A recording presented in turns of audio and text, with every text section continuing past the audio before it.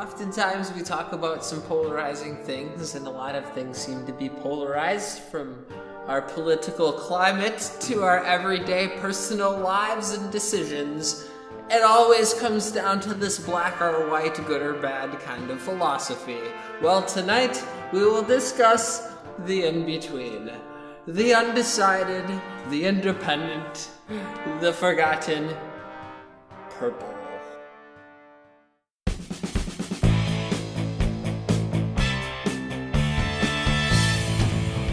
Welcome to another episode of Gamerheads, episode number 24, I believe? I don't know. You know what? We're almost a year in. Yeah. Yep. Episode 26 will be 1 year. Sweet. Yeah. Crazy. Cool. Sweet. Because we do every other. Favorite number, and I'm not just making that up. 26 is your favorite number? Yeah, it's really arbitrary, first of all, and that's my favorite. I was like, let's take a prime number like 13 and double it, make it interesting. That was not the basis behind it, actually. But yeah, 26, because February 26th is my birthday. Oh. It was my number of baseball. Was it? It was. Oh, okay. And, we got this old man now. I got this baseball. Where's my number in baseball? Yeah, dude. So that's great. It makes me happy that that's also an anniversary number. I never thought of it that way. Nice. Yeah. And did you celebrate your golden birthday then? I forgot, probably. Oh, okay. At that time, I was busy, probably scratching to, exist. We should probably introduce ourselves, by the way. Oh, yeah. Hey, welcome to the podcast. My name is Roger, a.k.a. Rogue Leader 76. He's been talking to... Oh, I'm Jake, Studley Omelet online, and I'm just doing what I can to exist. And I'm Matt, a.k.a. Symbiote. I have a feeling that the people that do listen to our podcast know who we are. Yeah. But then if it's the first time you're listening to You're this welcome, podcast, new listeners. Yeah, exactly. What did I get myself into? This is the only time I'm going to help you. Yeah. Is this a video game podcast? Or is this a podcast about, gosh, you should play basketball? We're getting right into the purpose of our podcast, which is talking at you. It's a podcast about numbers. Yeah. So now that we're done with 26, 27's real great, isn't Yeah, it is. No kidding. I can't believe Who likes 28? Anybody? Anybody? Stall the episode for me to be like, I like that number. Well, it is episode number 24, not Nice. 26, but Nice. 26 is coming up quickly. And today, Jake, actually, not right now, but you will be leading the hot topic. Are you excited about that? I finally gave you a little bit of rope, I guess, to... Again, after reining it Nice. in. I'm going to be an early 2000s child on a leash. With his You realize parents if you on the side of follow the our road. podcast, there was a time where Jake kind of got out of line a little bit, and then all of a sudden he disappeared from the podcast for a little while. He did, yeah. And then he came back, and then he was here for a week, and now he's like, I'm giving him a little rope again. Yeah. Well, we're going to see how this works. So he might not be here next time we record. I attempted... He went up here for episode 26. I attempted a coup. Yeah. I avoided that's execution and got a temporary exile. That's and true. I still really was- appreciate And then you got a pardon, so now you're It back. was real Yes, weird because exactly. Jake was like, let's kick Roger off the podcast. Who's with me? And then he rose his Yeah. hand, and I just sat here looking at him. So it's us three. Yeah, it's the three of us. I appreciate And I wasn't going to raise my hand. I appreciate your mercy. Thank you. You're welcome, sir. Well, let's start off this podcast like we always do. Jake, what's something cool or unique that either came into the store or that you obtained? And I know this week it's something that you obtained, isn't it? It's both. I Oh, will both. talk about the one Okay. thing that came into the Okay. store because it's really relevant lately. People like to use this for mods. Oh. And it's from the 1994, 1995 era. And this is a console attachment. Is it Doom? No, stop asking. Doom doesn't attach to it. Well, it kind of does. Yeah, the 32X game. Yeah. I don't know. Is it that thing that goes on top of the Sega Genesis? Close. Whatever that was. Close, right? It's a screen for the PS1. Oh! The slim version of it, but it's also bundled with the PS1, and it's complete in the box with Isn't everything. that crazy? Is that different than the PS1 that was like that big, like that real tiny. That white one. It's that one? It's that one. Oh, I yeah. remember playing that as a kid at my cousin's house and being like, "Oh my god, portable gaming is amazing." Dude, I was still like plugged into the wall and everything. This is the future.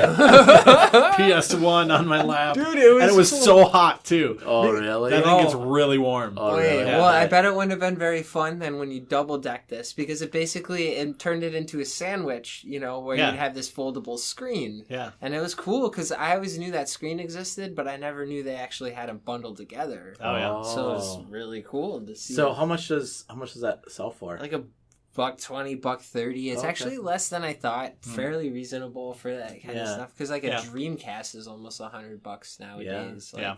Just by itself. So. Wow, that's awesome. Yeah, that's pretty cool. Yeah. And then my personal collection got a boost. Yes. It was in the past couple of weeks, but I forgot to mention it because I always talk about limited run games. But this one's kind of a gem, and it's the Night Trap limited edition. It's in a cardboard box. Are they all in a cardboard box when you get limited run games? No, usually they're just standard PS4 issue. Plastic case and whatever. Yep. But this one is actually in the vein of the cover art. I think they also had different versions that modeled I want to say the Master System version, was there a Master System? Yeah. No, the Sega CD, right? Sega CD, yeah. There's, or maybe this is, I don't know. Basically, there's a couple of different variants, basically, and it's really awesome. So you're gonna open up on the podcast, right? I know you guys keep talking. I feel like it though. You looked at me like, oh crap! I haven't. No, did I get outbid? Oh What? no, Oh, I no? didn't get an email that I won. I'm pretty sure I didn't win, but Hyperlight Drifter. I was gonna say basically I've been getting opened copies of games that I feel like are gonna be cool in the future and that are interesting. Yeah. And I might want to play them. And this is a PS4 game. That's the other thing. So maybe This I should one is? open it. Yeah. Yeah, that's a PS4. Oh, really? Yeah, it's you not should- the PC You should one. read It's some of the back of the box. I was just going to read that this edition includes the Night Trap video game, which it doesn't tell you what system it's for at all. Oh, I see. One Night Trap cassette tape, and then Ooh. one scat patch, which scat is poop. yeah. I was gonna say that's what I thought. Special Control Attack Team, because you play as a secret commando for scat. Yes. A secret poop commando. Your mission's a time bomb. I guess your mission's going to explode. Okay, So we're whatever. going to poop. 5 beautiful co-eds are being stalked in an eerie estate. Hooded intruders are invading the mansion with blood on their minds. Well, what Technically, we all have blood on our minds. That's And true. Just so you know, That this is is an FMV game from the mid '90s. Yeah. Great. That's what everybody thought that was going to be the future of video games. It's Yeah. true. I remember seeing that one sewer something. Also on Sega CD. Yeah. I don't know Oh, many gosh. of the FMV games Yeah. from back in the day. I remember I really wanted to get Night Trap as a kid, Really? and that sewer game. I remember that because my friends had those games. They had a Sega CD, Yep, I remember that. and I was too. like, Yep. I need a Sega CD. All I remember is going to a friend of my parents' house and him being like, "Check out this game," because this was his video game thing, and he was an adult, so he all he had was Sega CD or something. And I remember him putting a game in, and you sat in the back of a taxi cab, and all it was all FMV, and a guy just turns around and looks over the seat, and he's like, Nice. "Where you going, kid?" And that's all I remember. So if you know that game, let me know. Yeah, I've never heard it. I don't remember that game. I remember the sewer game, Well, yeah, dude. and I remember Night Trap for sure. Oh, But- yeah, dude. Yeah, I'm there's happy probably a to whole have 3 that. games that came out on Sega CD with that technology. Yeah. Yeah, fun, cool. Mhm. Thanks, Jake. Dude, let's open it. Money isn't everything. Are you serious? No. Yeah, let's No, open no, it. no, no, no, no, Don't no. do Yeah, it. dude. Don't do it, Jake. Don't do it. Now I'm you're not telling going to me give you not anything. to? I'm not going to give you anything. Yeah, to I'm open not. it. No, Don't do it. Don't do it. It's for your Oh, collection. jeez. It's now for your you- collection. Okay, fine. Oh, that was dramatic. Guys, We We're talked gonna him off be- the ledge. My we're mission gonna was be a time talking bomb. about this a little bit. We're going to be talking about this a little bit, actually. That's great. Okay. Yeah, Yeah. That's kind of crazy. Yeah, it's pretty Just so you crazy. know, that's a little hint at what we're going to be talking about. Oh, It's going to be yeah. a very broad topic, but Yeah. that's kind of Yeah. included. So, hashtag dope. For all you people out there. Dope. If you want to follow us, you can find us by searching for the hashtag dope. Now I'm going to put that on Twitter now every time. Hashtag dope. Yeah. Official Taco Bell podcast. Yep. Nice. Hashtag Also, dope. We share it, So if you want information, I'm going to have the on Taco police Bell knocking down my and door. or Is there Gamerheads. something you want to tell us, young man? Young Sir, man, I'm not young. man. Where you going, kid? Where you go, kid? Where's this podcast going? That's my question. Yeah, no doubt. Matt, Yeah. tell us about the Game Dev Corner. So I worked on Game Jam this week. Yeah. So I put a poll on Twitter last week, I think, for 2 days. And I said, what should I make a Game Jam about? Clowns, bears, sharks, or dentists. And bears won, with sharks being a close second. So I starting to make a game called Bear Shark. Nice. We play as a bear that's wielding a shark sword. That's awesome. Oh, cool. Okay, And- that's fair. Yeah, good. Yeah. And the artwork looks amazing. Thanks. It looks so cool. Yeah, it's a different style a little bit. Still cartoony. Actually, the funny thing is, so it's hand drawn on paper, scanned into my computer, and then colored using Photoshop and stuff. Yeah. So it has a hand drawn look to it, but it's also got kind of I would say a 90s cartoon look. Yeah. Some people say Rocko's Modern Life because some of the characters have really big eyes.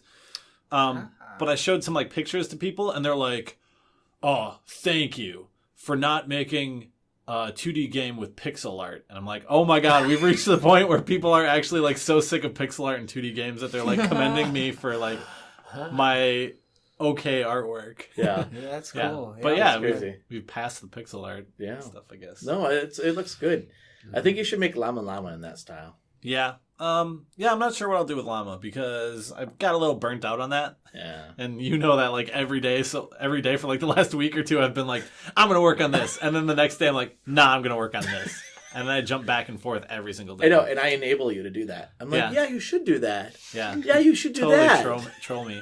Well, so I was doing this art for this jam and I was like, this art's not very good looking.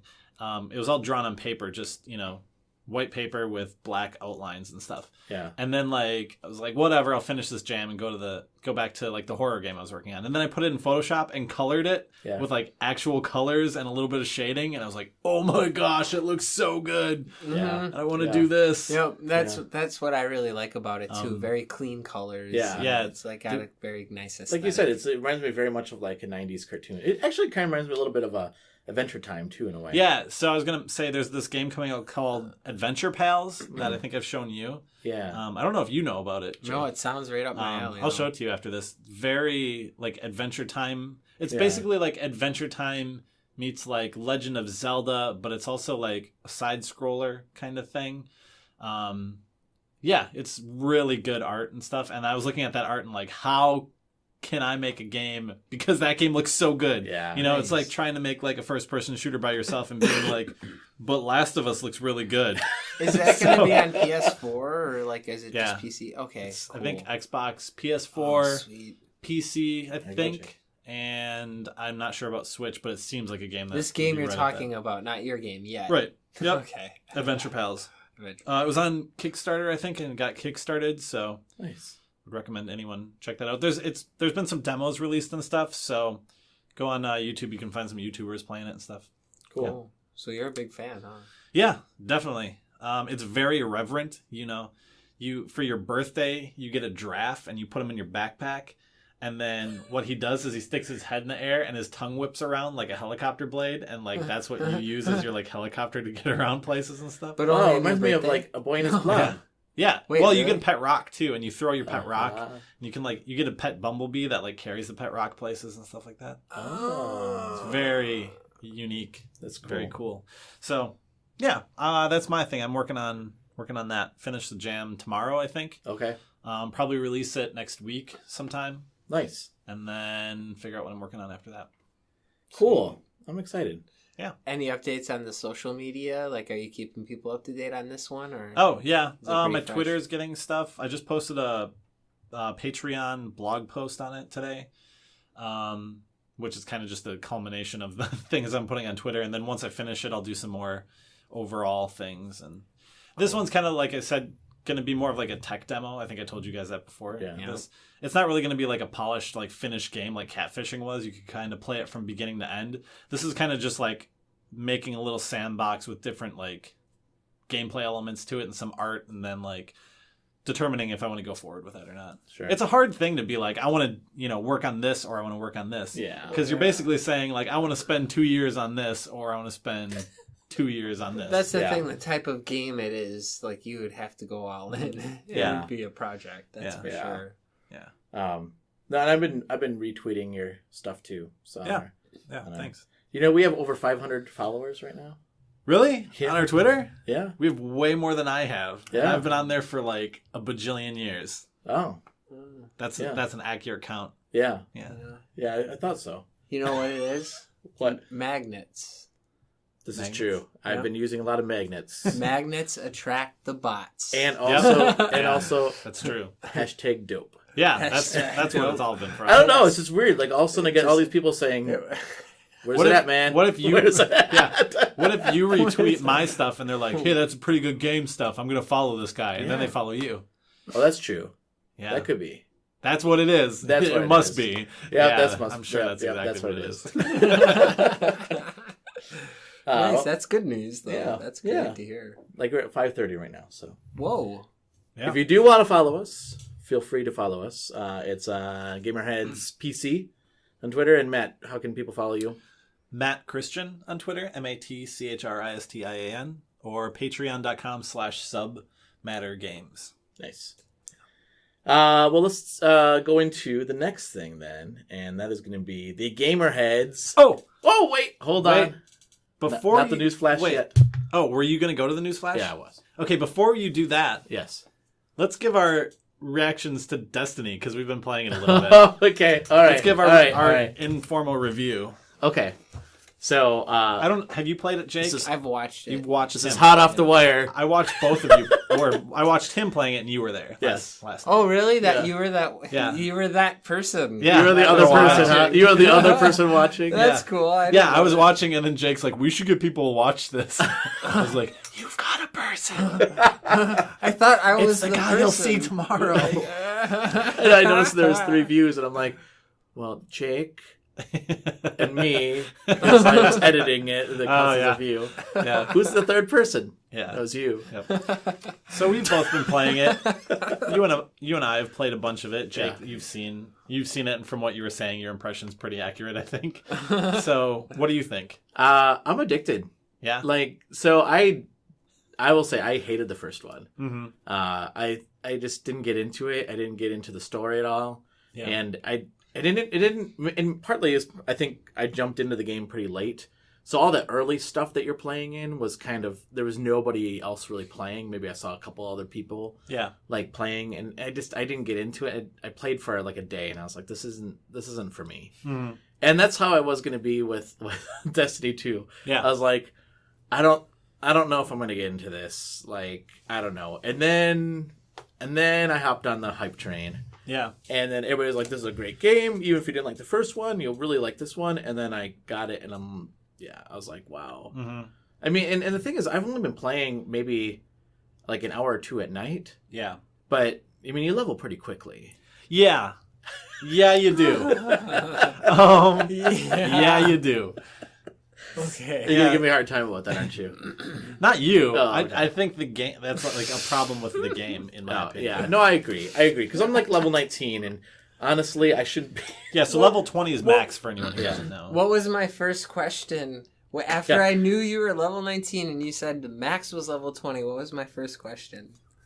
Do you remember? No. It was, do you have it on very easy? Oh, yeah. Oh, yeah. You were listening? No, he told me that. I he didn't said mean that. anything by it even, but No, my thoughts you were like, it's just too soon. No, for I the know, because kind you were of- watching kind me of play, and game you're it like, is. is this on easy or what? And no, it's not on easy, Jake. It's I'm only that because good at it's this just game. Too soon. It's gonna sound like I'm Even if trashing you're this good. game. I know if I talk about it, but I'm not intending to trash it. Yeah. But like a lot of people have said that. Well, the campaign, you work your way through it. Let's say you can finish it by level 16, 17, which is what I did. And the last like missions kind of like piggyback on each other, so you kind of play them back to back to back. Yeah. And you gain so much through those that you gain like instant 2 levels. So you go from like your 17 to your 20 in the last like parts of the game. And the part you're at, you're like, in terms of like mission structure for like the whole thing, probably like 2/3 of the way through, I'd say. Yeah. And so just over, like, just kind of half, kind of tilting over half.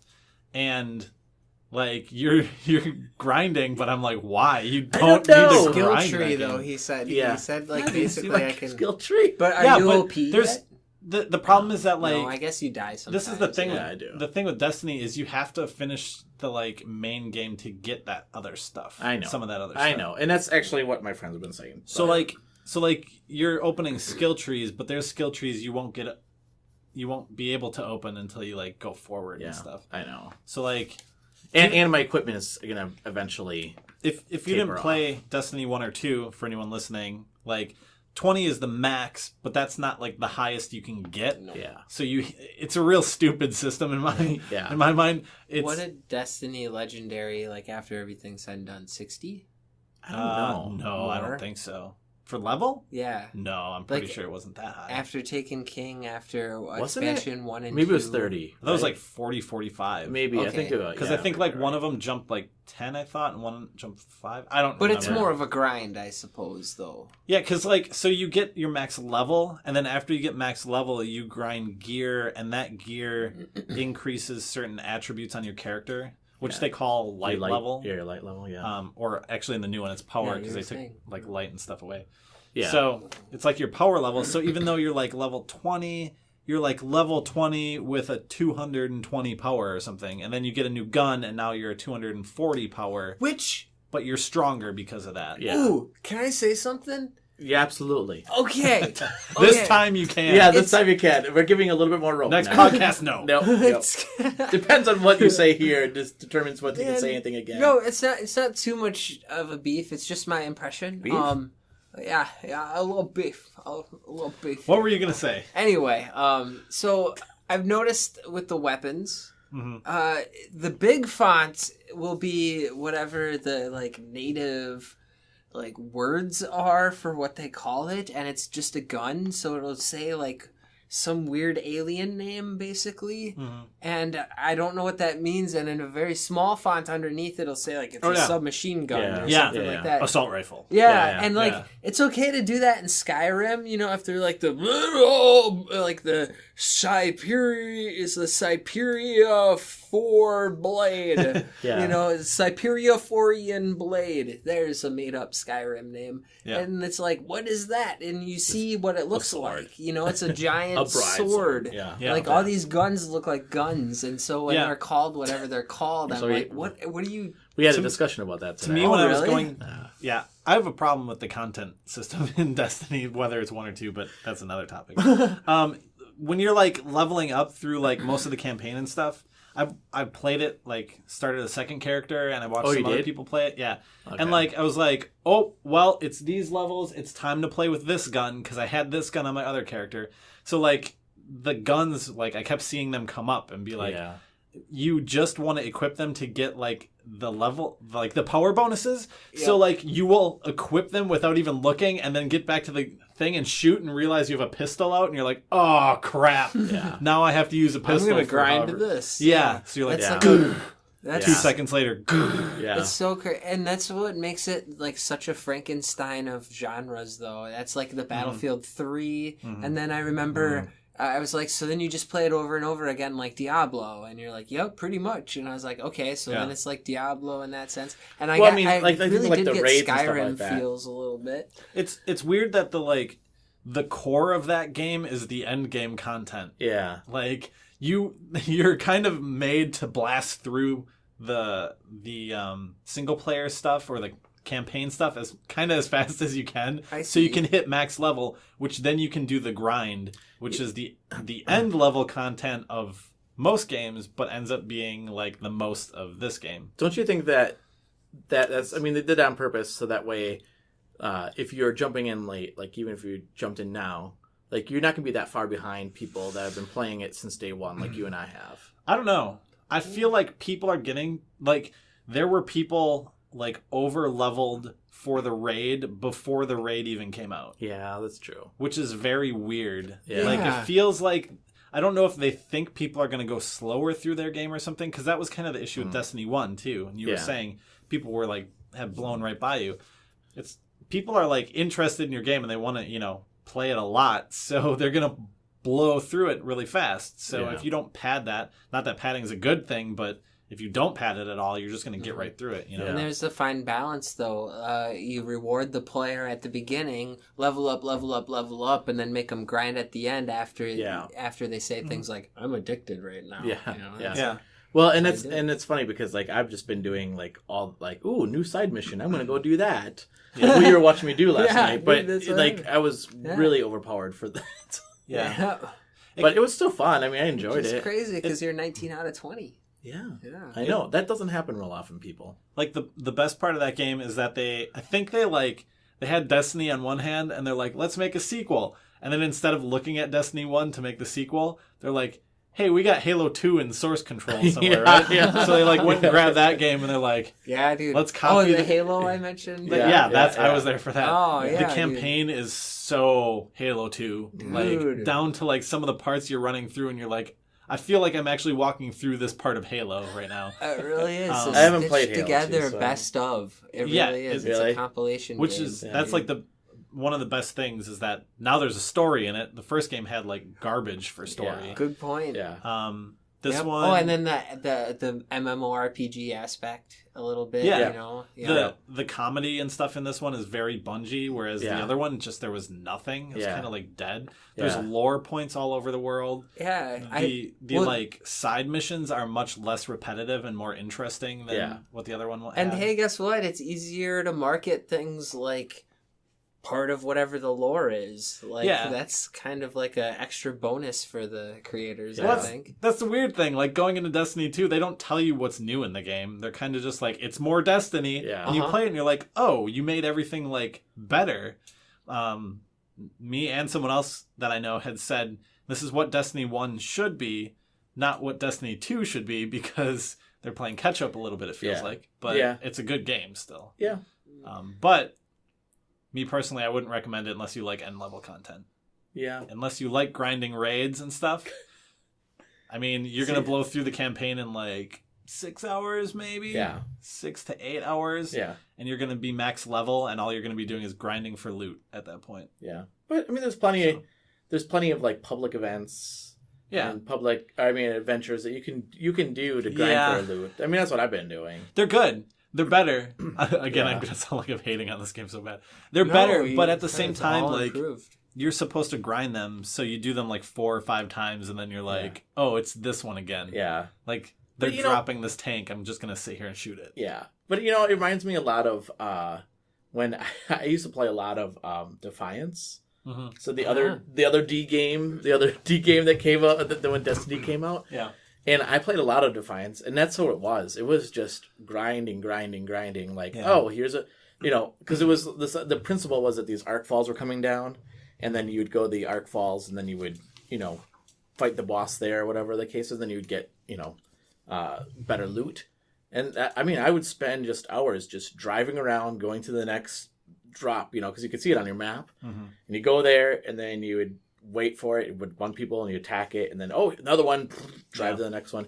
It was this constant over and over and over again grind, and it didn't bother me. Like I didn't do much of the story actually. I just grinded all the time, and that's what I'm doing with Destiny 2 too. Just weird. Like I like grinding in games. There's people that are like that. I'm not one of those people. That's the problem. Yeah, is like for a game to keep me interested. That's why I play a lot of story games. Is because the story pushes me forward. I want to know what happens next and stuff.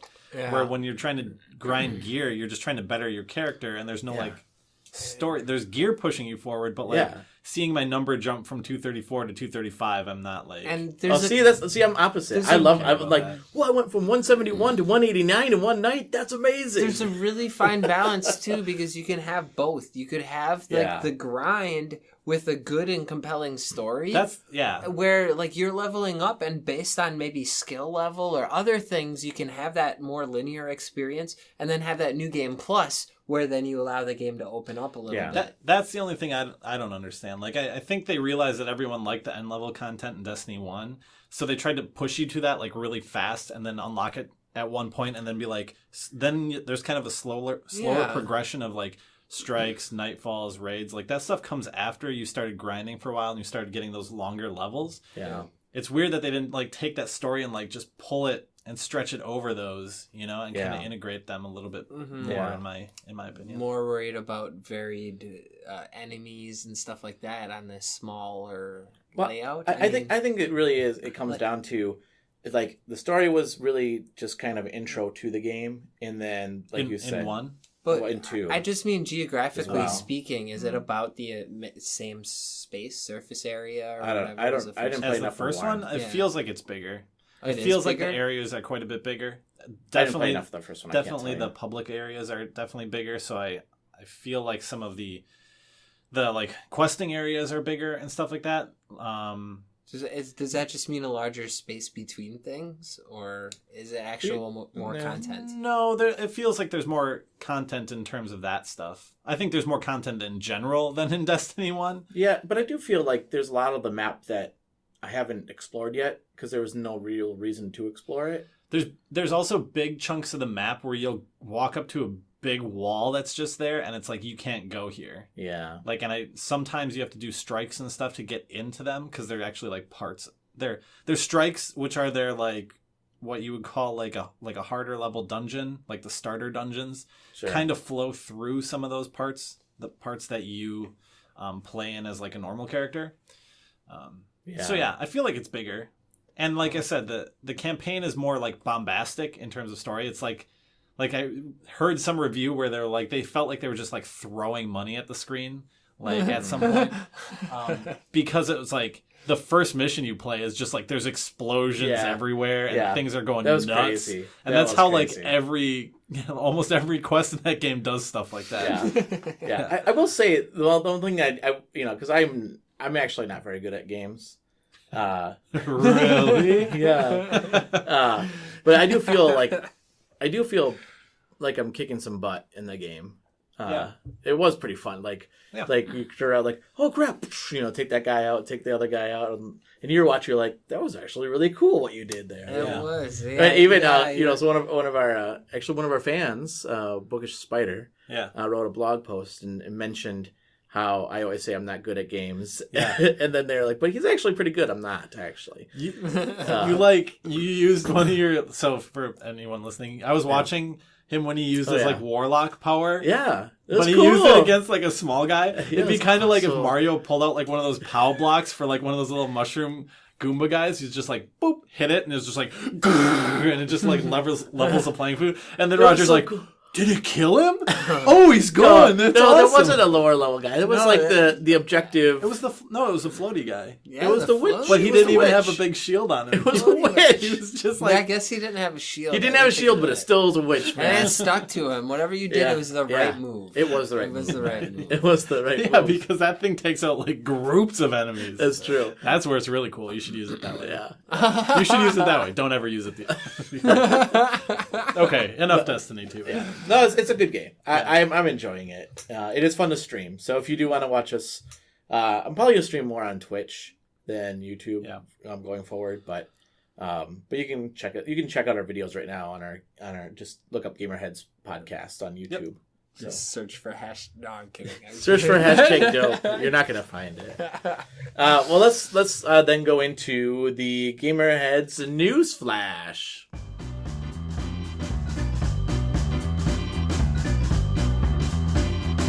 The Gamerheads News Flash.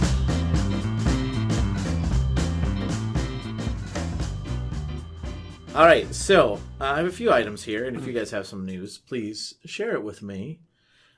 So I'll mention a few things that I thought was interesting. The first one that I saw was that, did you guys hear this? That the NES Golf or NES Golf is the code is hidden in each switch. Yeah, flog, right?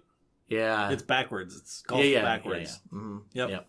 It's in the Switch. Yeah. Did they actually figure out how to like turn it on? No, I don't think so. There was some article the other day. It might have been clickbait, but they said something about a game in the Switch that would turn on on like Iwata's like death anniversary or something, or his birthday or Well, something. I heard this was Felt like that was clickbait though.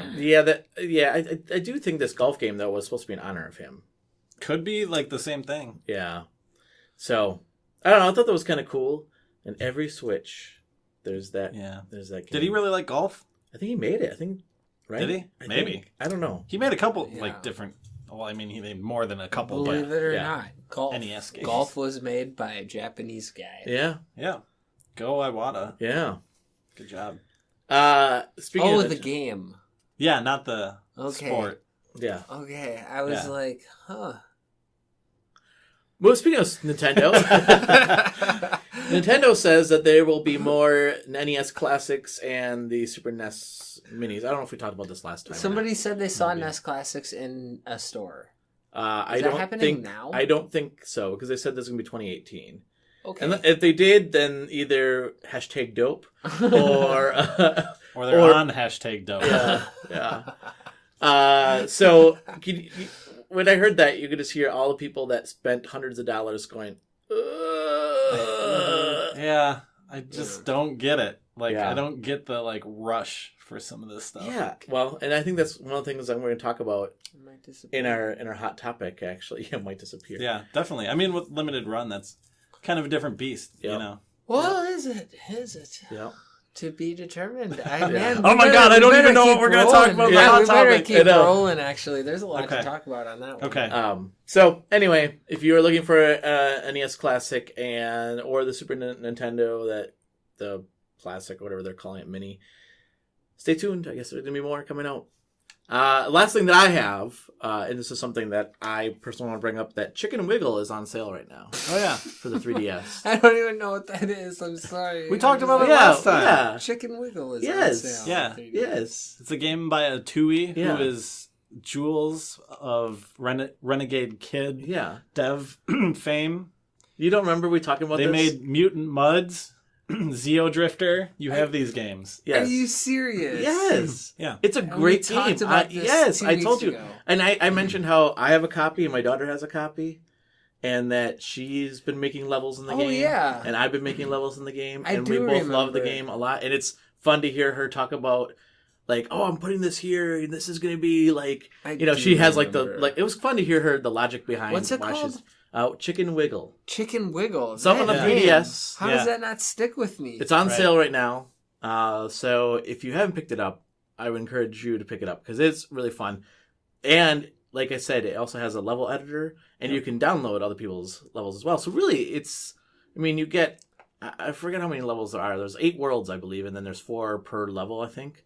And then you can go and download as many as you want too. So really cool. I'm working on a Castlevania-esque type. Still not done with it yet. Because of course. Yeah, because I want it to be good. I do have 2 levels out there, though. You can just look up Rogue Leader 76, and you can find them out there. So, Way Okay. cool. do you guys have anything else for the news? Toys R Us 5. Oh, for that was the Chapter other thing. 11. Oh, Shoot, yeah. I was going to mention that. Thank you. Everybody's talking about that. Yeah, Toys R Us. Have you guys ever gone to a Toys R Us? Maybe when I was a little kid. I think there was one in Wassa. Exactly. I don't want to And- grow and- up. yeah, I'm a that's Toys the R Us thing. kid. Yeah. What's the difference between a Toys R Us and like a normal toy store? Anything? There's Well, a giraffe that's at the Toys R thing. Us. Yeah. No, most people don't have a normal toy store anymore. Like Yeah, we're that's true. lucky to have that like homegrown, Yeah, like, we're like lucky. handmade toys like made downtown. I don't even know where there is a toy store like anywhere. Geppetto's Yeah. downtown. Yeah, Okay. that's like Okay. pretty cool. So if you're in Stevens Point and you want to go to a really cool toy store, there's a Nice. place called Geppetto's downtown. Brought to you Okay. by Geppetto's and Mike's Hard Lemonade. Yeah. Grab a refreshing Mike's Hard Lemon. I don't have fingernails, guys. Can you get it? I was just trying to tie in There. the Wow. ability to open up a can without people being like, "What was that background noise?" I was like, "I could just open a can right now." I should have just had that as like after our break. Yeah. Enjoy Mike's Hard Lemonade. Yeah. Delicious. Yep. So this, I went to Toys R Us. The one thing I will say about Toys R Us, and I've heard this from other people too, is that if you wanted to buy video games, typically nobody else went to Toys R Us to buy video Right. games. And I was able to get any game I wanted at Toys R Us. Mhm. Now, there isn't one in this area. I mean, I think the closest one I know there's one in Madison. I don't know if there's one in Apple too. There is, yeah. Is there? Okay. Which So- are both places that most people who listen to us don't know. Yeah. No, right. Right. Yeah. Well, we got quite a few listeners in Wisconsin, so maybe Good point. they know where Well, Madison is. if you have a Toys R Us by you, go check out their game selection and then consider buying something and then maybe not and then leave. Yeah. Yeah. Support your local game store. Support the Toys R Us. So. The draft. Support the draft. Yeah. Yeah, I don't know. It's weird because it is kind of weird because it's been such an iconic thing in our No in doubt. our lives for such a long time. Yeah. Well, because it's been like PR'd into your head. Yeah. Like, Well, yeah. I mean, I remember the closing of KB Toys. That was the other place I'd go to for video games. KB Toys. Yeah, that place was cool. Terrible. Oh, I loved it. Did you guys have anything else? I don't think so. All right, well, let's take a break then. Oh, hey, you do have something else. This isn't video game related though, but I'm going to mention it. Okay. I don't think it was on the last podcast, but I think I saw it last weekend. Oh, yeah. Oh, you think you did? No, I know I saw it. I just don't remember if it was on the podcast. What did you see? It. I saw it. Saw what? It. Nice. Nice. Who's on first? Yeah, Yeah. exactly. Yeah, do you like it? Yeah, it's awesome. Okay. It's so good. It's Go see awesome. it. Go support your local It movie show. Go support your Is it closer local- to the book than the first TV movie? There's differences. I'm reading the book So right cool. Okay. now. So- It's weird because I'm not going to get too much into it. One of them is closer to the book in some aspects, and the other one is closer in plot points. It's kind of weird. Sure. The new one's just a modern kind of like adaptation of it, so there's some things that are changed for newer audiences. Is Tim Curry in this new one? No, Okay. no. I was waiting for like a cameo though. Yeah. Maybe.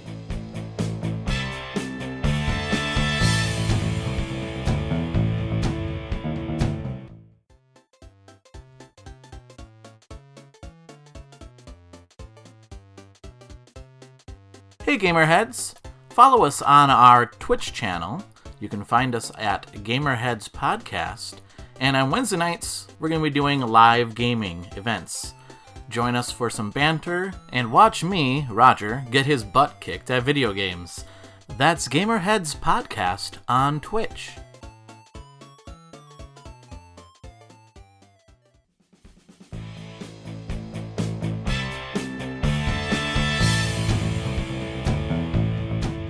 Welcome back to Gamerheads.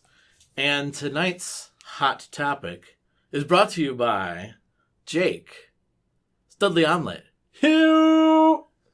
Jake. So, I was gonna say himself, but then it turned into not that. so Jake, so I'm going to let you kind of lead the charge here. You had an idea for a hot topic and you wanted to talk about it, so let's do that. I'm going to be the moderator of Moderates of Gaming. Okay. I disagree. Oh, we didn't start yet. Yeah. That's the thing. Like, oftentimes we talk about some polarizing things, and a lot of things seem to be polarized from our political climate to our everyday personal lives and decisions. It always comes down to this black or white, good or bad kind of philosophy. Well, tonight we will discuss the in-between.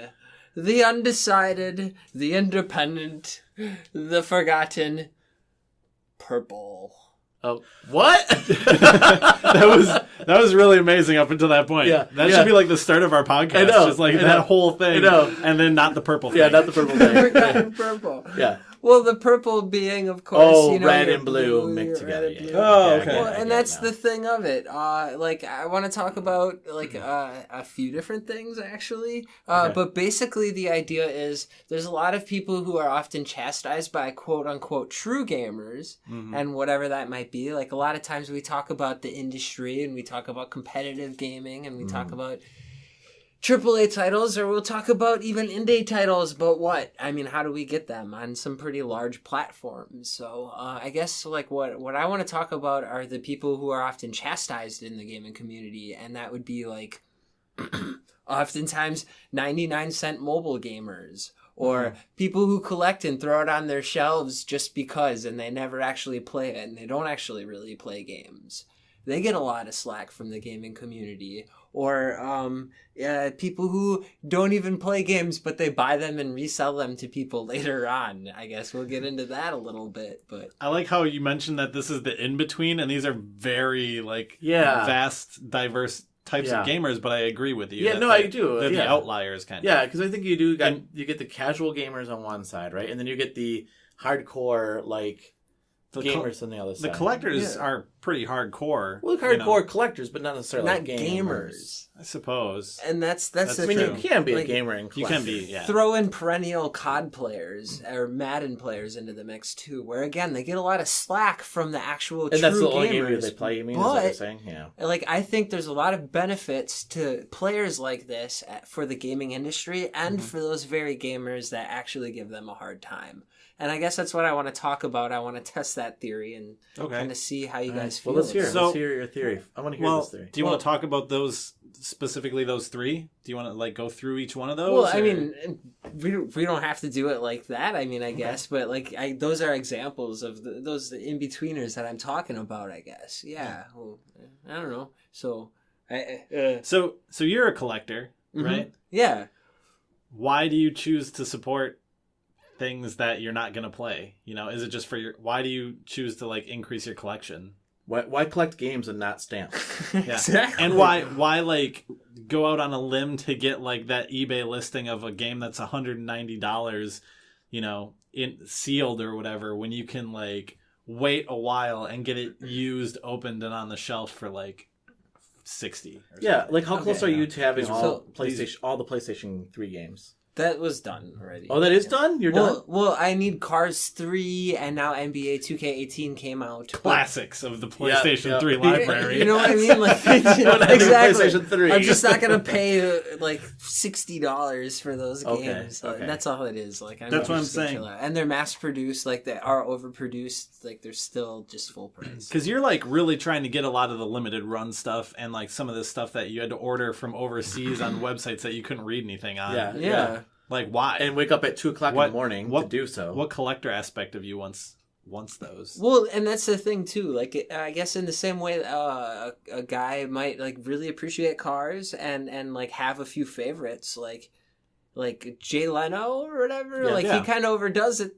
Like that's what a lot of people would say. But then there's a lot of people who are like, "Dang, that's a lot of cars." But like, you know, it's such a variety. Obviously, he doesn't. All of those aren't his favorite to drive or Right. whatever. And I mean, maybe I guess he uses it, but again, I think he gets them just to get them, and it's Yeah. just a thing that people do. People have gotten China plates throughout the years. That's cool. by World the of way. Warcraft collector's editions that are sitting editions all behind over. you. It looks great on the bookshelf, man. Yeah. That's what it comes down to for a lot of people. It's even that simple. But again, my point is like it's okay to ask them, and they have a legitimate answer. But to like chastise, to like somehow say like, "Whoa, like what are you doing? Like why would you do that? Why would you?" Like, and here's why I bring this up. Limited run and make 3,000 copies of a game like this Night Trap, which we didn't open, you know. And Yeah. a lot of people Yes, are yeah. like, why would you take that from somebody who really wanted to buy that and play that? Yeah, but Yeah. I guess I understand that one better in your case. Because the person who's going to open and play it is going to just be, like, not caring about the promotional material part of it, right? They're going to be like, oh, these are some cool little knicknacks that came around with my copy of the game that I wanted That's to why play. I wanted to open it, was to see the cassette tape. I was like, I have Yeah. not seen a See? fresh cassette tape in a long Yeah. time. Yeah. But I get. But I also get why you collect games because like you enjoy like games, right? That's so you like the play re- games on top. Like of most people don't read the paper and they're like, this is a great speculative market. I should get into this. You know what I mean? It's like most people who do that like were originally playing games all the time. They nerded out on them. They played so many that they actually knew which games were collectible and which ones weren't to begin with. it's like that. you know? Gosh, that guy that in Milwaukee area that just sold all their Nintendo, Oh, yeah. all his Nintendo stuff for Yeah. what? $20,000. Cool. Ooh, I don't know if it was that high. Wasn't? I thought No. it was. A complete set though? It was, It was like yeah. bunch of Nintendo stuff. Yeah. I don't know, because this topic, like, it's interesting because it differs by person, I think. Like, not by person, but by type of person. Yeah. Because later on I want to discuss a type of person that I think that this is, like, not the greatest like they're not that most helpful to the gaming industry. But like collectors are obviously really helpful because they're focusing on picking up games, new, keeping them in good condition and not trashing them and stuff. That's the thing with like a Night Trap that comes in a cardboard box. Yeah. Someone else that buys that doesn't appreciate the box of it is just going to toss the box. Yeah, that's going under acrylic. It's going to stay in a dark, humidity-controlled room. And by that, I don't mean like literally like, it's like a humidor or whatever. Yeah. I mean like I'm not going to open and close the window every day, and I'm going to keep the shades closed, And like that will be important 25 years down the road. That's going to be one good-looking copy. Yeah. Well, and it's fun for us, that. Like as somebody that enjoys, and looking back at like my gaming history and stuff like that. And when I see I love going into your store and seeing things that people brought in and said, "Hey, look at this! I still have the original case, still have the original instruction booklet."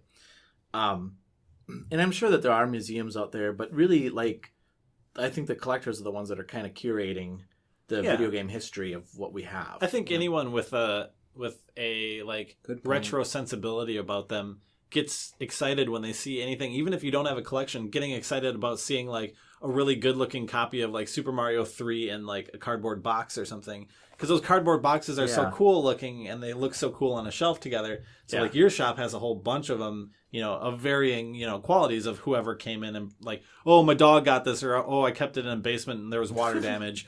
Or this one guy, I kept it in, this sealed thing under my house for years and years, and now it's in pristine, perfect condition. Like, it's cool finding that stuff out in the wild of the game stores and stuff like Basically, no harm, no foul. That's my feeling on like most of these people I'm talking about. That's why I'm curious to hear where you do feel like there's maybe. I'm just curious. I'll throw it out there.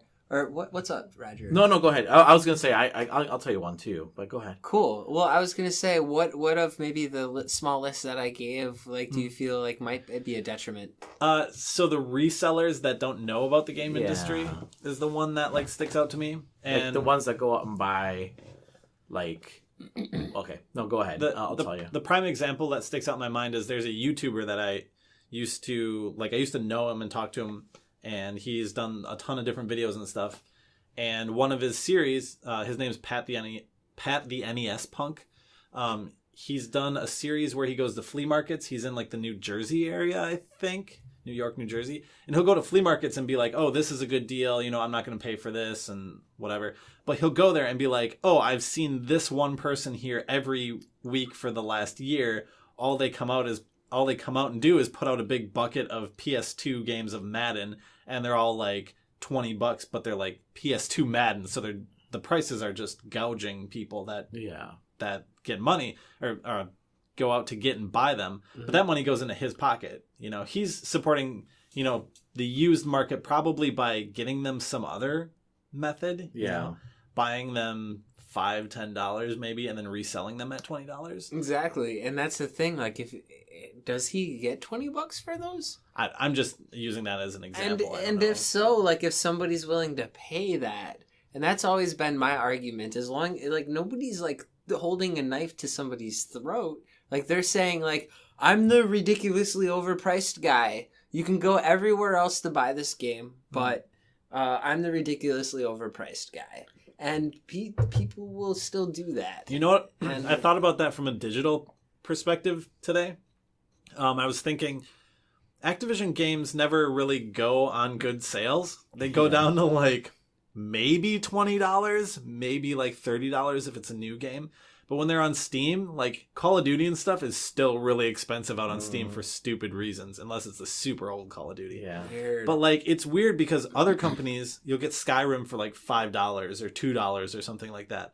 But it's like Activision is like that person that's like, I'm not going to put my stuff down low. Better get it when you can. Protecting their brand. It's like kind of weird that way. Yeah. Disney. Like that's within the, games industry. But obviously the reseller is kind of on the fringes, and kind of that money's kind of filtering out. Some of it's filtering in. And again, with the resellers, like just like collectors, a lot of people will say, hey, you're scooping up a copy that somebody who wanted to appreciate that can't now. Mm-hmm. But my argument would be, now it's on eBay. So you missed it. You missed that one time that they sold it that day. And like not everybody missed it because they couldn't get it in time. Yeah. I think a lot of people miss it because they had other things going on and whatever, and now they actually have an outlet to get it. Not everybody who wanted to open it up and play it or put it on their shelf and never open it or trade it ever again. Like these are people who are like, okay, we're going to put it on the market literally for what other people are willing to pay for it. That's why I've never had a beef with resellers even before I became one myself.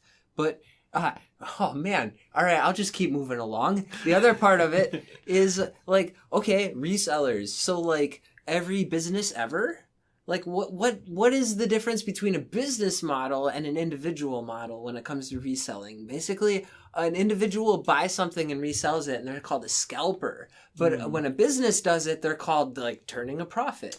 Well, I think I'm thinking of like so I'm thinking of like the Nintendos, like the people that going out and buying the NESs, the NES Classics or the Super NESs, right, and the minis, Yeah, and like buying it and then turning around and selling not actually the actual product, but selling the receipt, saying, "Look, see, I have the receipt here." Or the and cardboard I box. need Or to the admit cardboard that's box, something yeah. that I don't do. And I know, like, but That's different than a reseller. That's a scammer. That's a scammer. But that- I also think the other problem with that is, and this is going to sound terrible, but I think that when you have fanboys who will not like say, "Hey, hold like Nintendo feet to the fire," saying, you know, why aren't you making more of these? Instead of like questioning the producer of why they're not making more, they're just going out and buying and saying, "Well, I want it. I want it. I want it for $100. I want it for $200. I want it. I want it." That's the darndest thing about it. And it's weird to me. I think that if, you know, and now Nintendo's, like we said that in the news, that Nintendo said, we're going to come up with more.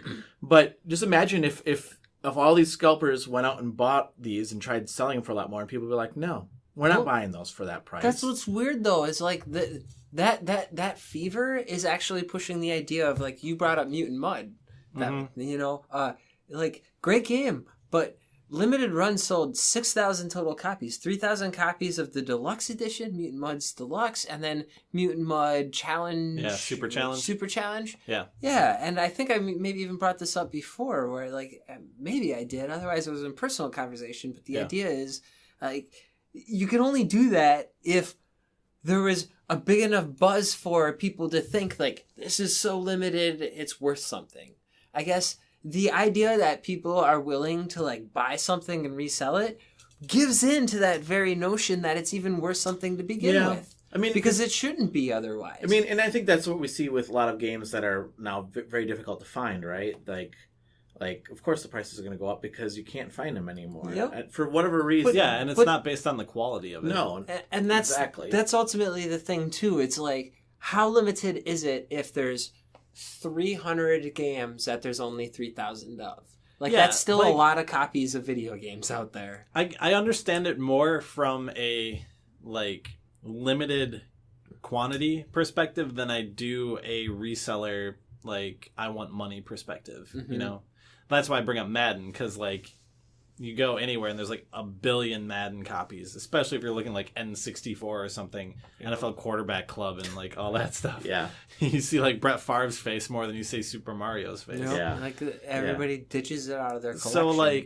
So like it's not bad that those people are just reselling these at jacked up prices. Like I get that people, they're not scammers, but they're not a person who knows what the price is going to be like a store. I guess that's the difference in my mind between a business and a person then, is that a business is going to be priced competitively, whereas a person is going to be priced however they want to price it, and then people that are unknowing. And that's the are just thing. gonna... Like, if you really want to be a successful reseller, though, like, again, like, you know, I don't mean to brag about Start Save Games or whatever, or even gaming generations for that matter, but, like, gaming gen, like, right, what do? I mean, they buy stuff at, like, a pretty low average cost.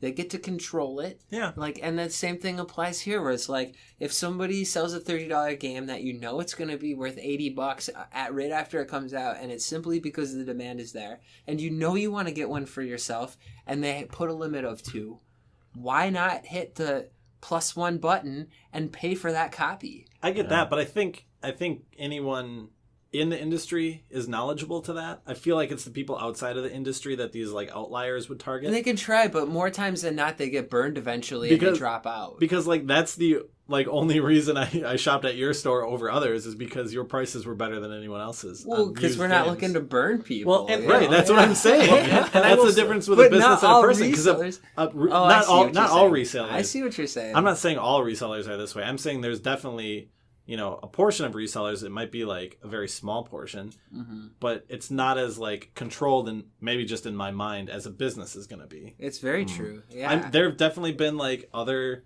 stores I've gone to where I've seen the same game that's at like your shop or something and been like, I can get that like $2 at your shop if we're talking like NES used carts, and like go to this other one and it's like 10 just because it's on an NES. Yeah. Like, well, yeah, they just have a bottom line. It's like $10 no matter what. Yeah. But then like you'll go to like a flea market or something, you'll see them for 25 cents for a cart because they're like, I just want to get rid of this old junk.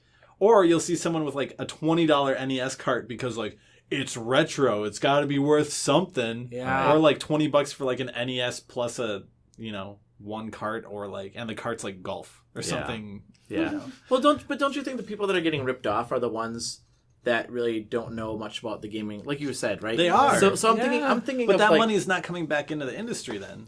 Well, that's true. Or whereas in a I was thinking, business, like, I feel like it's still within the outer realms of the industry in some manner. And that's the other thing, though. Like, I know it doesn't quite stay in the industry, but aren't they paying the post office guy again? Aren't they paying their eBay fees and their PayPal fees? Aren't they paying shipping costs? No, but he's talking about the gaming industry. Yeah, I know, but I mean, like, all right, even the gaming industry, though, again, I feel like another sale of a game, like, all right, how much is $1 worth?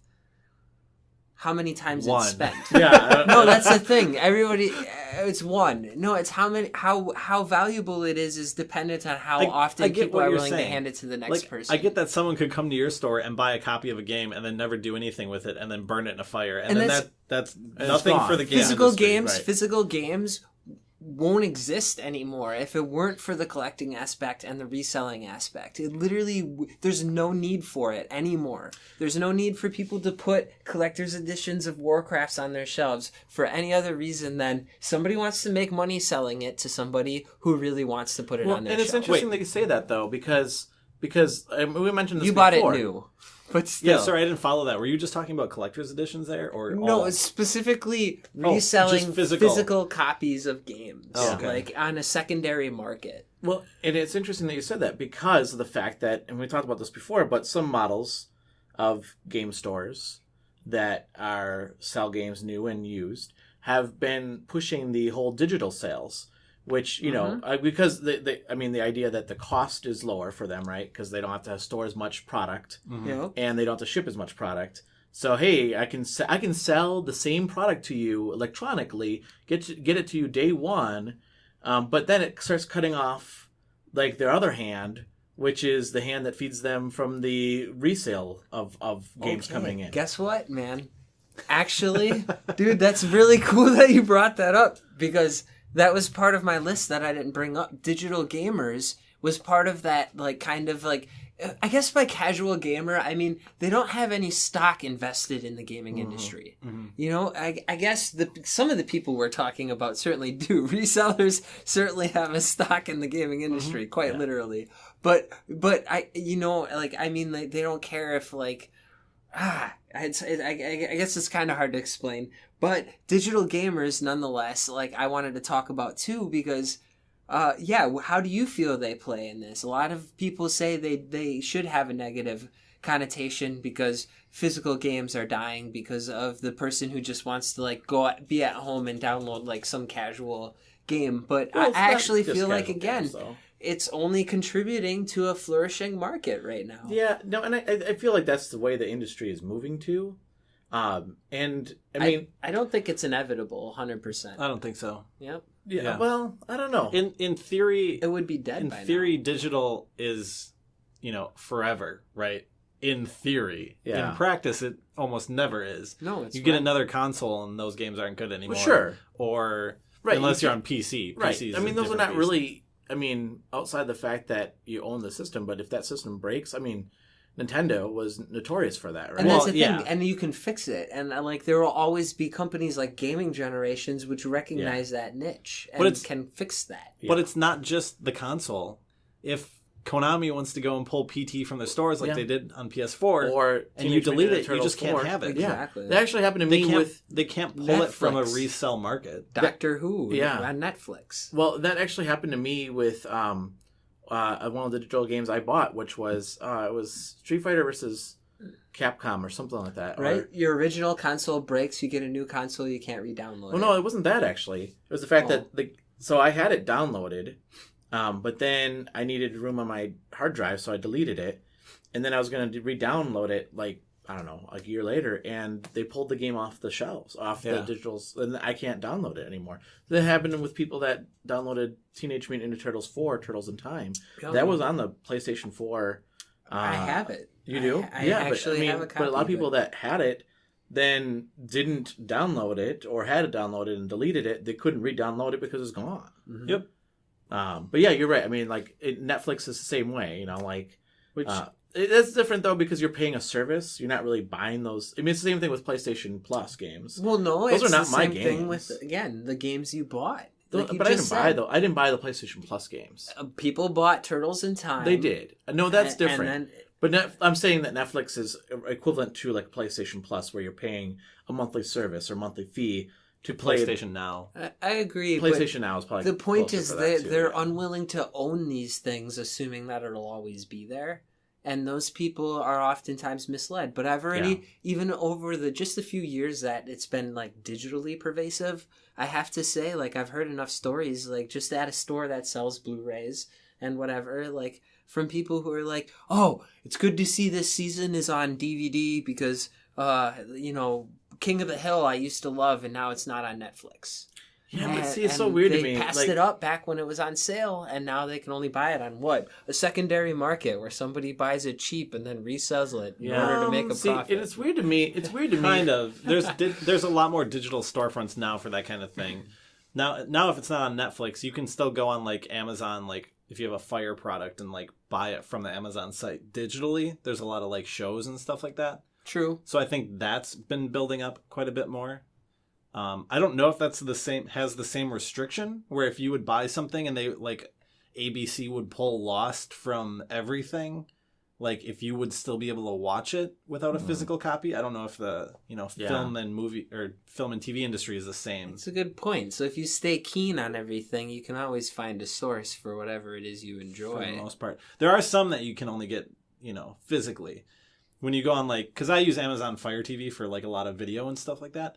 There's some where you'll be like, the Japanese version of The Grudge or something, and you look at it and it's like, this isn't available. And you're like, oh, I need to go buy like a DVD copy and have it imported and stuff like that. And that's the only version I'm going to get of it. So that's a case where you're forced into that market, I think. Yeah. But it's weird to me though. Like, unlike like movies, I don't own a whole lot of movies. Like, there's iconic movies that I like that I'm going to own, like Star Wars and Indiana Jones and some other movies. But where versus games, like, even if I own the game, even if I beat it, I still want to keep it. Like, I've said this to you several times. Like, you've said this to me a lot. Like, you don't ever return games. Like, I don't. Like, I'm really bad that way. I'll go out and buy games used, but then I don't ever have them go back into circulation because I'm like, I didn't for a long time. Yeah. Until I realized I want more games. And I can use games to buy games. Well, and I've done that before, too. In a physical market. Like, it depends on what the game is. Like, the Pokemon Blue, when I had that game, I bought it for, like, $4 used. And then I waited till the market got really, really hot for it, and I sold it for $35. Like, like that's the times when I will sell it. See, I'm not going to blame you for taking advantage of an opportunity like that. Yeah. I never would. But he's not taking advantage of like a person who knows nothing. No, that's true. He's taking advantage of people who know things. Yeah. That are interested. And that's the thing though. Everybody equates reseller with somebody who's taking advantage of somebody who knows nothing about, and it's like that's not what a reseller does. That's what bad resellers do, but most of them aren't successful in the long run. And I was in your store the other day, and some guy brought in 3 games, and they're all older 3DS games. And one was like Pokemon Omega Red. Well, And that's one of them, alright. yeah. But then there was like two, Super Smash Brothers, whatever it was for 3DS. And then there was another 3DS game. And then he was offered $35 credit for all of them. That's nice. And he said, "No way, this game's not that old. I shouldn't be getting only $35 for this. Is ridiculous," and stormed out. And I was guess like, $45 I would have. I wouldn't get like upset about it, but I've been in that case. I've brought like a giant stack of game to your store specifically and been like, "Here's my stack," and it's not against your store, but they're like, "Oh, this much," and I'm like, "Oh, really?" And then I look at the stack and I'm like, "Yeah, okay, I guess I could see that." Like, you have to play that like mental mindset. You can't be like, "I'm gonna get $60 for Destiny 2 because it just came out 2 weeks ago and I played through it already." Right. Like, that doesn't happen that way. Like, there's so many factors too. That's the truth. Yeah. You look at it and then you realize, like, yeah, well, 3/4 of these games almost everybody has, and they all traded in. Yeah. And well, whatever. and I've had a bad experience where I tried training a game in somewhere else, and the game is all my games are pristine. Like, I do not let them get scratched up. That should matter, even though it doesn't at most places. I know, but it did matter there because I heard them say, "We got a lot of copies of this game already. Don't take it." And then he looked at it, he's like, "Oh, it's all scratched up. We can't take it." And I was like, "No, it's not. Yeah. I just overheard your conversation. Like, don't lie to me. If the situation is like, you know what, we have so many of these and we can't sell them. Yeah. Fine. Your store does that. Yeah. DVDs. Keep it real. Yeah. Right? Isn't Yeah. that DVDs? Yep. I have a bunch of DVDs I need to sell. You guys won't take them. Yeah. Yeah. I'm just going to drop them Unless- off in front of your unless store. they're- one unless day. they're- There's just going to be a box there like an abandoned child. Nice. Unless it's Disney movies, then they might take them. Nope. Well, hey, dude, tell you what, dude. Okay, this is good.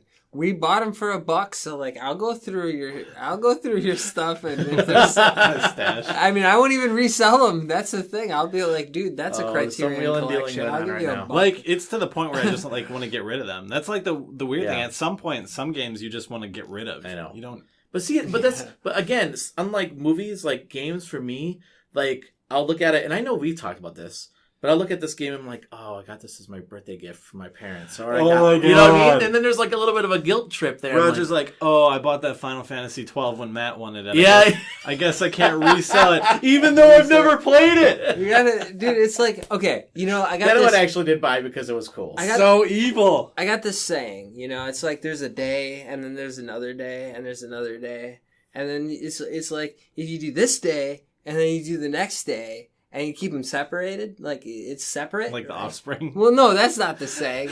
My saying would be like so you have all these days you keep, like, I guess the best way to put it would be like take it one day at a time. You know, that's my saying. Like, Yeah. I made it up. And, and what were we even talking I don't about? know. I don't know where you were going. Yeah, with I don't that. know where you're going with that one. I did have a poll out there though. And this is related to this. I put a question out there. Did you really? I didn't see it. You didn't? No. Oh, collectors and resellers of video games, do they help the game industry or hurt the game industry? So, of those that responded, we actually got quite a few responses. 67% of the people said it helps the industry, while 33% of the people said it hurts. Cool. How many votes? That makes me happy. Enough. 60% No, it was 10. It was means 10. at It least was like, 10. Oh, that's Yeah. decent. Yeah. I put polls out and gotten like 4 before. Yeah, So. yeah. No, that's Actually, I'm sorry, nine votes. So, Well, I Still- would add to the helps. Just because you put collectors in there, though, because if you said Yeah. resellers, I would have a negative connotation, like you were saying, and then be like, no, that's scum. the idea being like somebody who purchases a game without the intent of playing it because they love video games so much. Yeah, I don't mind Yep. that. Yep. I don't mind that as much as someone who wants to just sell to get money. yeah, no, I agree.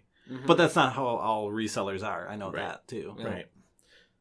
Yeah, that's the thing. You of should it, get a new right? name There's- for those people. Yeah, I know, because like for me, for example, that whole collection, when I'm like, yeah, my PS3 collection's done. Well, then like, what are you gonna I don't do? make enough money to like buy all those games. What I did was I bought some games that were on eBay for like less than what they should be, or on GameFly for less than what they should be, or Go Hastings when they went out of business. You know, you get the point. I was Like, always going to ask you about that because, like, once in a while I always check the clearance rack at Target. And, Yep. like, the other day, like, once in a while you'll go there. But the other day I went there and they had, like, a PSVR game which they retail for like $20, right? 20, 25. It depends on what the game is. And they were all like $5. And there was like 20 copies there. And I was like, I could just buy all these and then go to Jake's store and be like, here you guys go. Give me my like bajillion dollars now. Yeah. I use that term a lot, I guess. But I mean, I guess, yeah. And, and I know How do you as a like store be like, no? Yeah, well, that's like, the thing. would you if someone came in with know- like a stack of 10 copies of sealed something? Yeah, that's a discretionary thing, but at GameStop they literally have no quantity stops, where it's like, you can't do more than a few because that they call them obviously is Roger an stops exploit. now based on that one time you went in. Yeah. Really? No. You tried to exploit something? No, that's scratch. Just that scratch. It wasn't scratch, but they're like, oh, it's scratch. We have too many. Yeah, too many of these. They have too many. But no, I was thinking about, like, I know that you told me the time that you went to Fleet Farm. This is the second time I mentioned Oh, Fleet yeah, Farm. dude. And they had Still Farm and selling those? Fleet. And they sell, like, a bunch of 3DS games really, really cheap. And you're like, this game is worth a lot more Yeah, even than if it's $3 that Fleet Farm selling It was for. $1 a piece. They got rid of Majestic March or whatever it was, like on Wii. Never even Then heard there of that was game. like Zence's Ocean, whatever. Like, I don't know, these weird things that they were only $1, and I was like, I can sell those for like, as long as it's $6 minimum, I can like actually make money by doing nothing. Yeah, but, like, but just I mean, by... it can hurt you too. I mean, like I told you that story where my roommate in college went out and bought all those multi-taps for the PlayStation. Yeah. Thinking that he was like, they're $3 a piece, and he was like, oh my God. Well, and that I was could the sell these thing. for $15 at least. You buy 20 games, and that's what I thought about. I was like, I buy 20 games for $20, literally 21 whatever after. No, it was just shipping, but then I feel like I got other stuff that I needed in order to cover it. No, I got multiple games. I got that. Yeah. Whatever. Point is, like, I got free shipping and whatever, so it literally was $1 a piece, and I did the math, and that's why like $6 was the magic number where I was like, I sell 4 of these. I sell 20% of everything I buy, and I make my money back. Mm-hmm. Like, if you do that, and you have enough of those out there on eBay or whatever, you can pay for a collection, and then all you're doing is contributing. All you're doing... You're like the Rain Man of video game Yeah, collecting. yeah, because like right now it's just like kind of like let's carry the 4. Yeah. Yeah, What? you could like if I was playing cards with That's what I used to PS4 do. copies, I you'd be played like, you cards. should Yeah. count them Yeah, and like you'd tell be- me how many I have. exactly. And, Well, Like knock my That's collection fun. on the floor and you I know how should many be- fell on the ground. I should be Yeah. doing it with the stock market, but I'm doing it with video games, Yeah. unfortunately. No, but I don't know. And I think a lot of people, that's the intention, though. When Yeah. they get multiples of a copy and they're reselling it on eBay, like, they're not taking advantage of anybody. They didn't... Who did they hurt? Maybe the person who didn't get that copy to begin with, but definitely not the purchaser. They never forced the person who bought it. Yeah. Like, I don't know, so... I think I think we should wrap this up here. But I do think that the one thing that I do have a problem with resellers is the one when they take advantage of somebody that doesn't know anything about games. Like somebody coming in to buy, and this never happened. I mean, I don't ever feel like this happens at your store. I felt like quite the opposite at your store. But like when, like maybe maybe somebody that's buying a game for their grandson or something like that, right? And they don't know, and they're like, oh, how about this Madden game? Would you like to buy this Madden game? It's like $30, it's a lot cheaper, And they don't know what they're buying, necessarily, right? It reminds me of the episode of The Simpsons where his mom buys him. He wanted an Itchy and Scratchy game, and then he got that other game instead. And she's like, "It's a video game. Like, why would you like this?" Yeah. Right? But then he feels guilted by, like, he was trying to get rid of that, and then he feels bad because his mom. I've been in that situation. I When I know. was a kid. Me too. When I was a kid, my They were mom duped by a salesman. my mom rented the video of, it was some Disney movie, but it was like a girly Disney movie. I think it was like Sleeping Beauty or something like that. And I was just like, this is dumb. I'm a boy. This is a girly movie. And then like I went to school the next day, and then I came back the next night and I was like, I feel so bad. Yeah. Like, I hurt your feelings from doing this. I'm going to do that if someday comes where there's a kid around and I'm like, son, here's this copy of Madden 2013, because this is going to be years and years in the future. Here's Madden 2013. Enjoy. And he's like, you're dumb, Dad. And then I'm just going to like go in the bathroom and make fake weeping noises, and then come out. No, I'm fine. No, I'm fine. And then when he's like, "I'm really sorry," and I'm like, just kidding. But I didn't get you the new copy of Madden 2047. You're still gonna play 2013. You telling me you don't do that with your kids? No, I don't do that with my kids. I think I told this story, but I'll tell it again. When my brother was, I'm 7 years older than my brother, so when he turned 10 for Christmas. Oh, yep, I already remember. he wanted GoldenEye really bad, yep. And I was like, "Guess what you got? You got a game that starts with a golden and ends with I." And he was like, "Oh my gosh!" For N64, he was all freaking out. And he opens it up, and it was Quarterback Club. Brett Favre returns. Oh, he cried and cried and cried. I laughed. Man. I thought it was really funny. I'm not a nice person. I was actually trying to think of the game where it was like Golden Nuggets 2000, 2001. Yeah. Or Golden Tee. Bullseye. Yeah. That would have been great. Like, okay, I see where. Okay. Well, let's wrap it up by going around and telling people what we've been playing. Yeah. So, Matt, what have you been playing? Just Destiny 2. Yeah. That's it. I moved some new furniture into my house, so I haven't hooked up anything else other than my Xbox. So yeah, it's just been Destiny 2. Jake, what have you been playing? Well, we didn't even really talk about the basic casual gamer that gets knocked a lot. You know what? Maybe we can do that next time. So I will cover it by saying I know what you've been playing. Peggle 2. Oh my god. Yeah, dude, it was on sale for $5. I didn't even know they had that on PlayStation 4. It has been out since 2014, and now we're at the end of 2017, and it has always been $14.99. It was finally on sale for $6.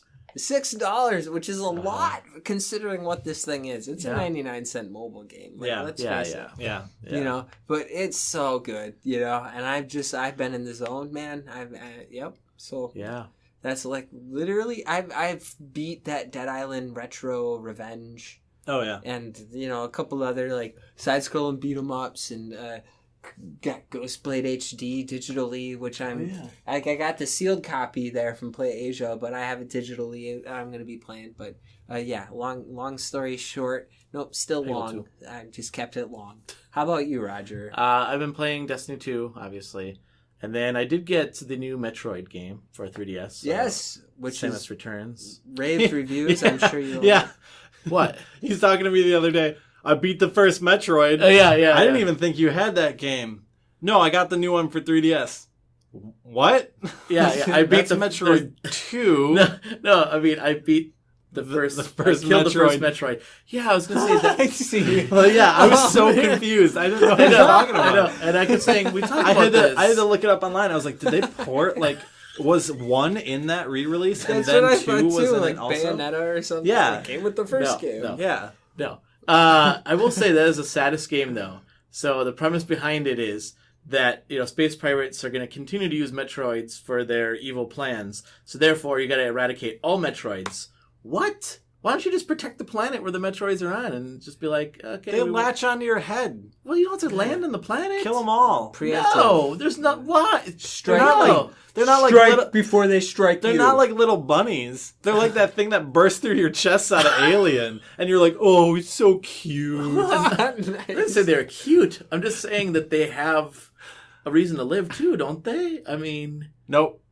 Okay. Burst out of your chest. We're talking about that next topic. Do Metroids... Metroids live. Nice. Do they have rights? Do Metroids have rights? Oh, yes. Yes.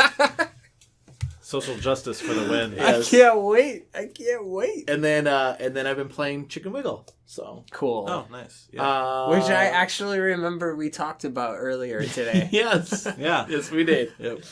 All right, so we kind of mentioned this, but how can people get a hold of us, Matt? At Matt Christian on Twitter and patreon.com/submattergames. Studley Omelet on Facebook. My name is Jake. You can hear me on Gamerheads PC. And you can catch us on Gamerheads Podcast on YouTube. Also, our Twitter account is Gamerheads PC. And follow us on Facebook, which is Gamerheads Podcast. That's what I meant. Okay. I looked at you like, why? All right. Thanks, everyone. And for Matt and Jake and myself, thanks for listening. Gamerheads out.